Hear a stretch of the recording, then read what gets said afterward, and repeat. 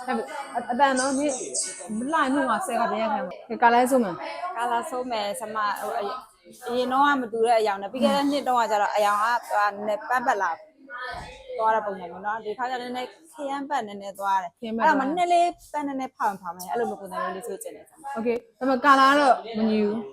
reach လောက်မှာကာလာခါဆေးဦးမှာ ပေါ်နည်းနည်းလေး ကာလာဆေးမှာညိလိုက်ပြီဒါညိတော့ပို့အဆင်ပြေရပါနော်မညူဆိုရင်တော့ဘောညူပြီးအောက်ကခင်းမတော့မလာဟုတ်ဖြစ်ပါ အဲ့ဆမလာလေးဆမလက်ထက်အလိုက်နော် ကျုပ်ကလည်းလှပြီးသားဆိုတော့ကဲခင်းလေးနဲ့ဘယ်လိုပို့လှအောင်မလဲဆိုတော့နော်ကြည့်မယ်ကြည့်မယ် Zapin go so like, zapin bone ပြောင်းလိုက်ပြန်လာနေတော့ငေါ့တော့